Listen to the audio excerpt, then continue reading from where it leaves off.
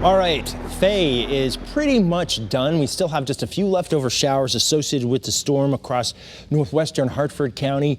Other than that, I think most of this is going to be moving away, and instead we're going to have partly cloudy skies developing. You can see there is Fay circulating across essentially near Fort Ticonderoga, New York, basically, and that system is going to be continuing to move essentially north through the Adirondacks, through Vermont, New Hampshire, and then off into Ontario and Quebec. So it's really not much longer before we'll see nothing left of Fay here across Connecticut.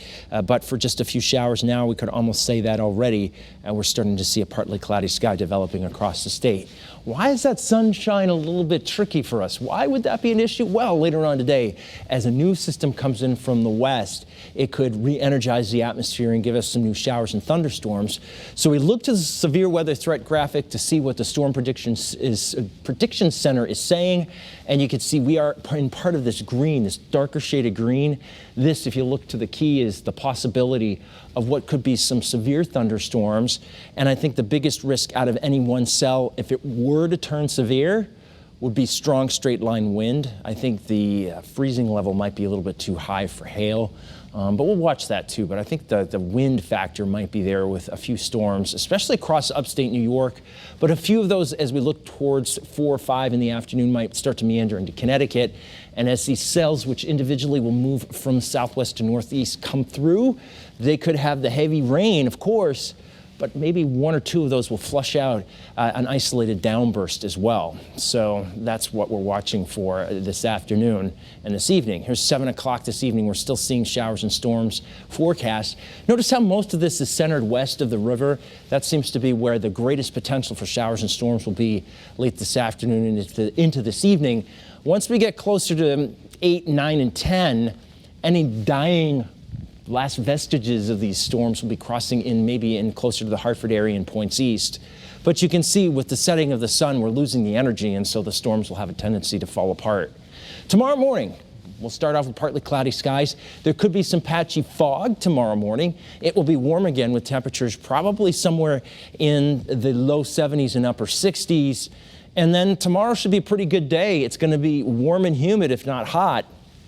But at least we'll have partly cloudy skies with less complication in that there won't be as much of a chance, that is, for showers and storms. A couple of models are saying maybe a few up across Massachusetts. You can even see some suggestion that a few blips would happen across maybe far northern Connecticut, but I think for the most part tomorrow will be the drier of the 2 days. Now, with any showers and storms that do occur in the state or out of the state for that matter, there could be a pretty quick downpour, and we could be talking about rain to an inch or more an hour.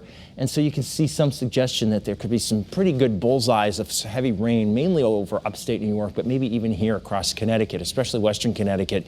We could get a quick inch out of any storm that does fire up late this afternoon.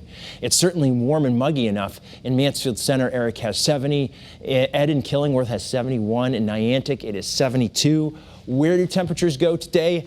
Upper 80s and lower 90s is what we're thinking. So inland will call for a high, maybe maxing out at 90 at some of the warmest spots. As we look towards the shoreline, probably mid 80s will do it for us today.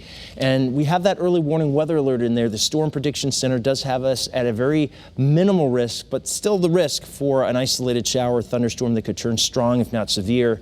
I tend to agree with that when I look at the severe weather parameters, especially across western Connecticut. So that's why we're saying you need to be weather aware today, especially west of the river this afternoon, this evening. Tomorrow, not so much. 87 to 92, just hot and humid. Monday, again, might be another day we're watching some of those storms in the heat and humidity. You could have a few strong ones as a cold front tries to move through. When does the humidity break a little bit? Tuesday and Wednesday. It's not like it's going to go way down to desert levels, but at least it'll come down a bit. You'll notice it feeling a little bit more comfortable Tuesday and Wednesday.